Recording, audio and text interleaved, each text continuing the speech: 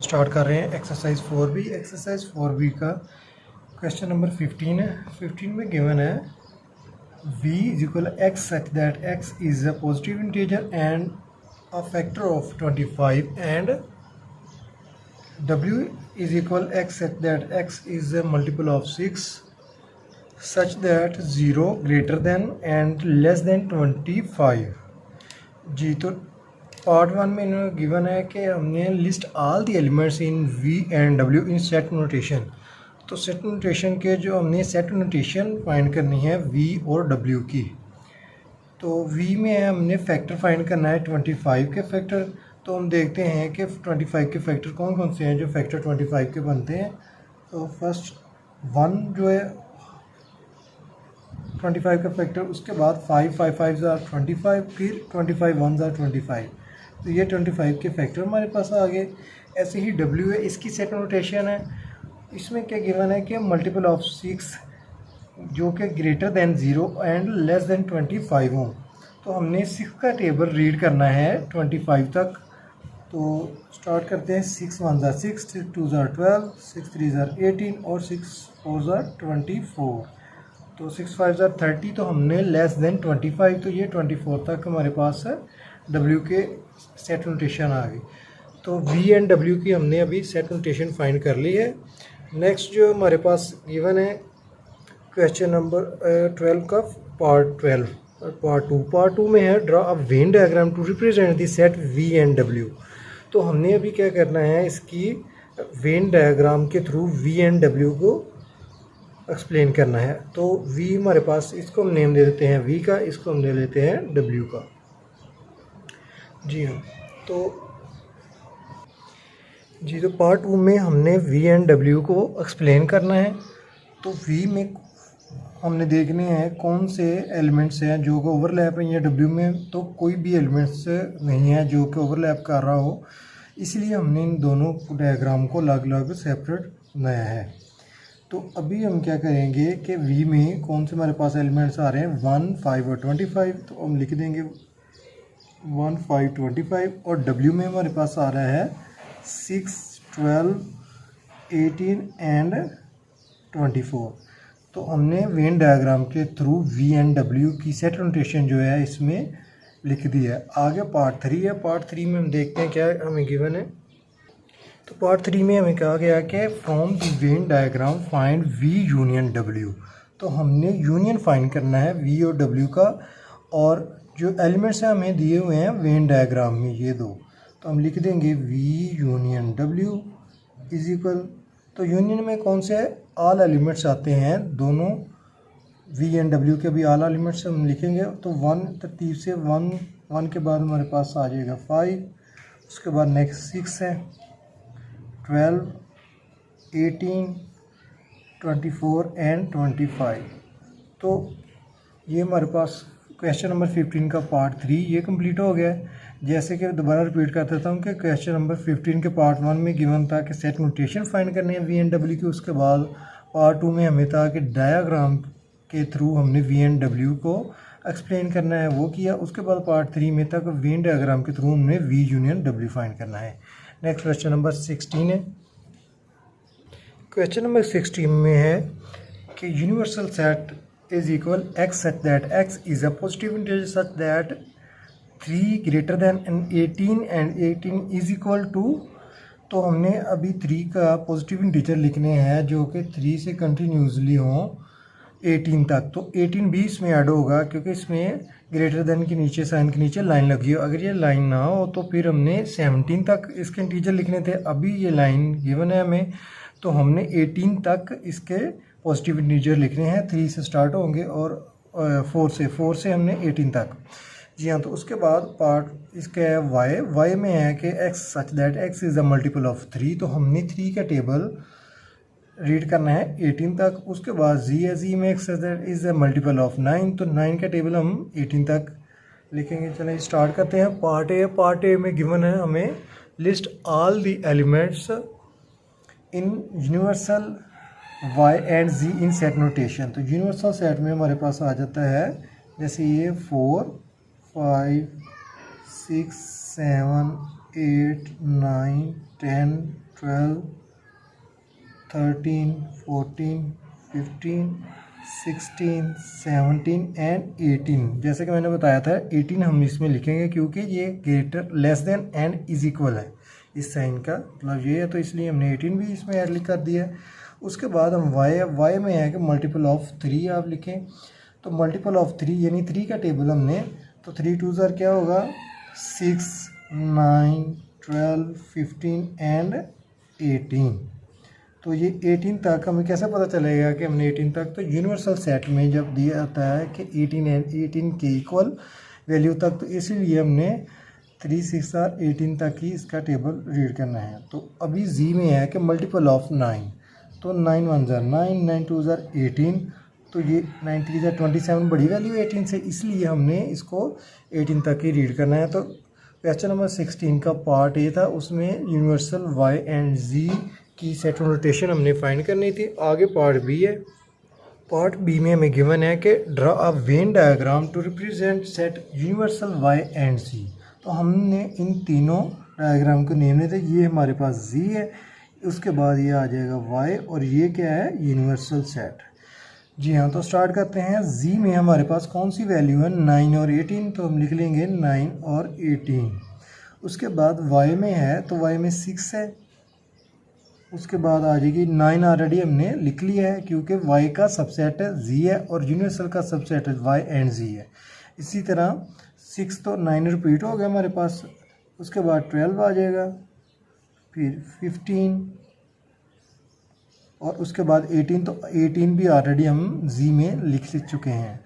तो x और y की वैल्यू हमने लिख दी। उसके बाद आ गया हमारे पास यूनिवर्सल सेट। अभी यूनिवर्सल सेट में हम वो वैल्यू लिखेंगे जो कि x और जी में ऑलरेडी गिवन है, वो हम नहीं, उसके अलावा दूसरी सारी वैल्यू हम इसमें लिख देंगे, जैसे कि 4 है, 5 और 6 जो ऑलरेडी हम लिख चुके हैं ये नहीं लिखेंगे, फिर 7, 8, 9 हम ऑलरेडी लिख चुके हैं, उसके बाद 10 आ जाएगा, 11, 13, 14, उसके बाद 15 ऑलरेडी हम लिख चुके हैं, तो क्या आ जाएगा 16 और 17, और 18 जो है वो हमने जी में लिख दिया है। जी हाँ, तो वेन डायग्राम के थ्रू हमने सेट नोटेशन सेट की यूनिवर्सल वाई एंड जी की वैल्यू लिख ली है। आगे पार्ट सी है। पार्ट सी में गिवन है फ्रॉम वेन डायग्राम फाइंड, हमने क्या करना है। जी हाँ, तो वाई यूनियन जी का होल कम्प्लीमेंट, तो होल कम्प्लीमेंट लेने के लिए हमने पहले इसका वाई यूनियन जी को यूनिवर्सल, हमने इसका यूनिवर्सल पहले फाइंड करेंगे। तो हमारे पास है यूनिवर्सल क्या गिवन है, वाई यूनियन जी की वैल्यू हम लिख लेंगे,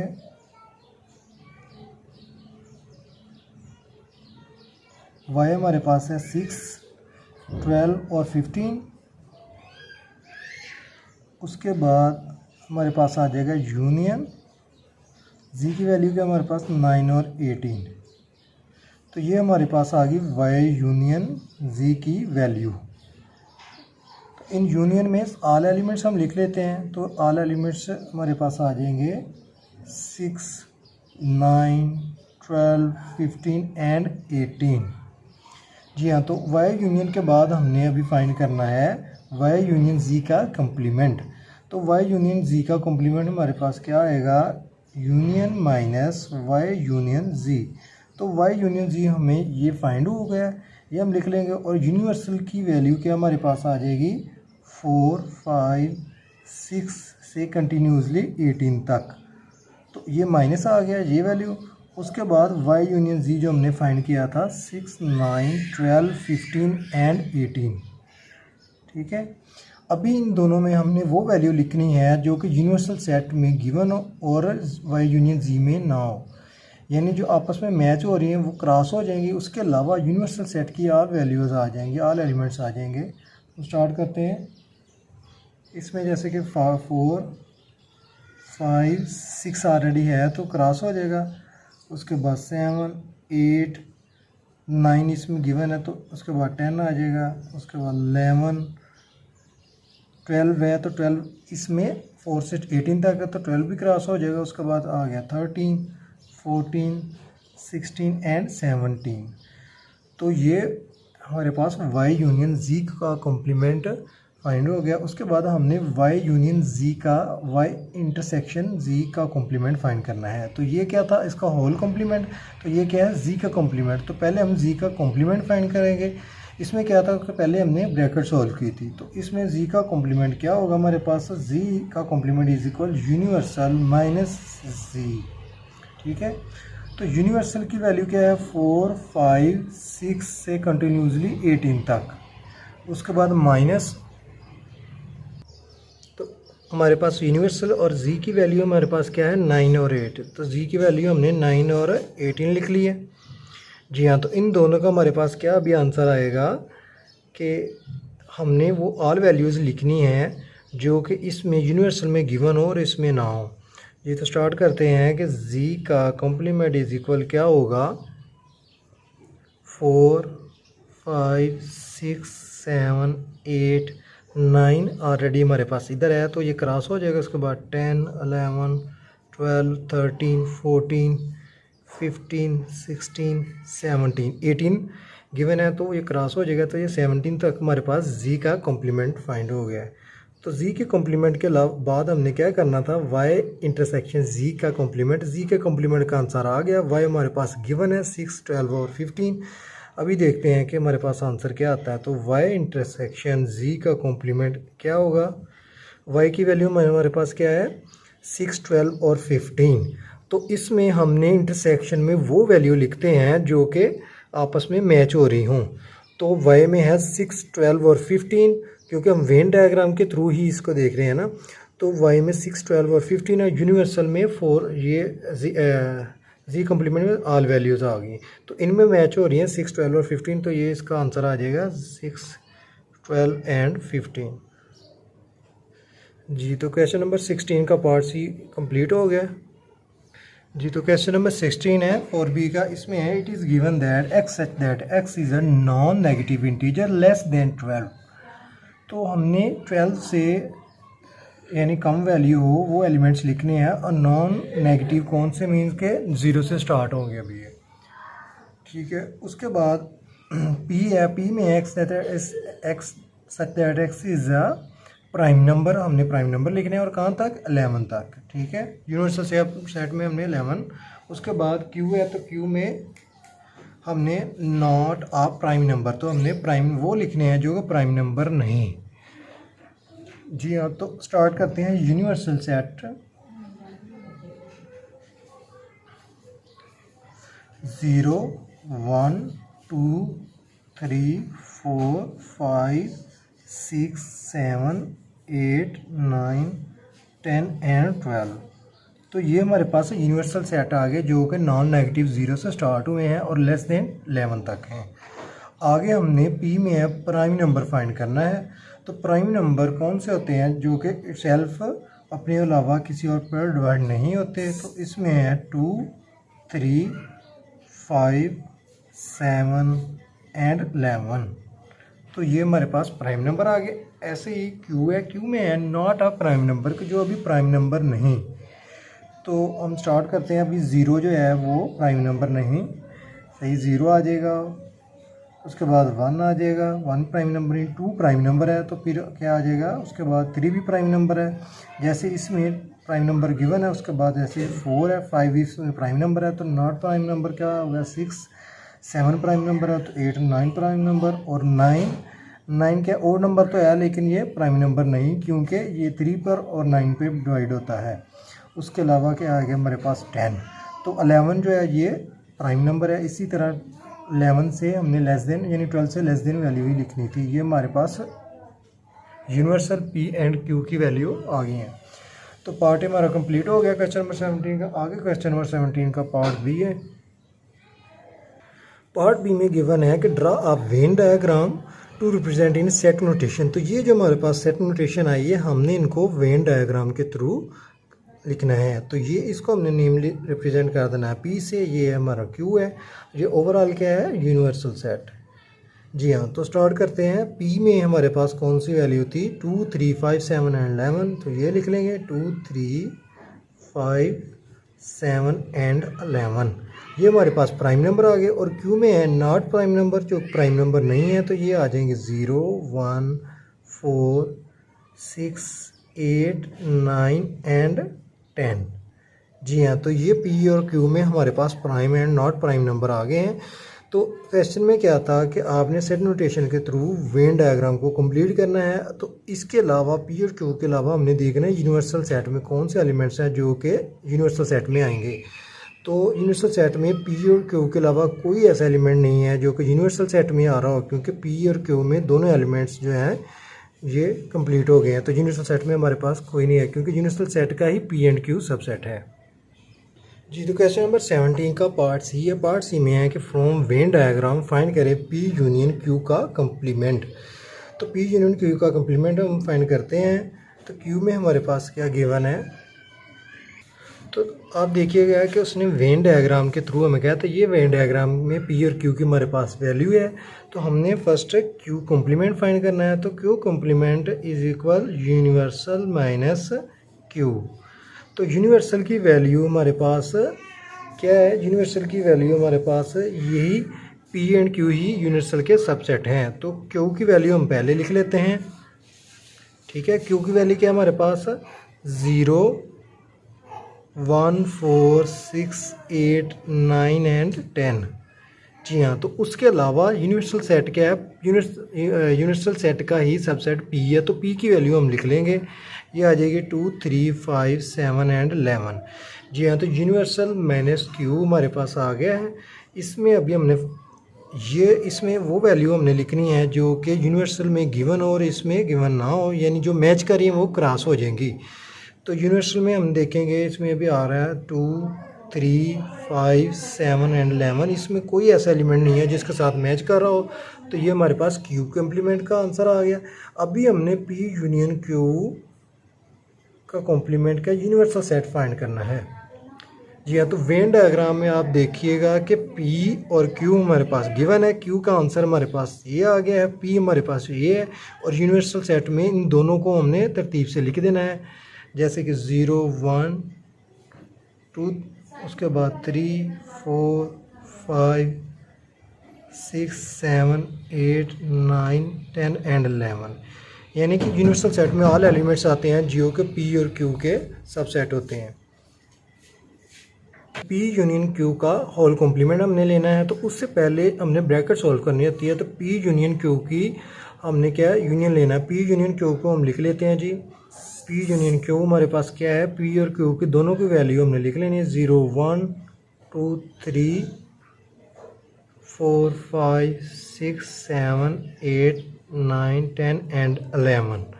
जी हाँ, तो ये पी यूनियन क्यू की वेन डायग्राम के थ्रू हमने सारी वैल्यू लिख ली है। अभी इनका क्या करना है, पी यूनियन क्यू का कॉम्प्लीमेंट क्या होगा, universal minus P union Q.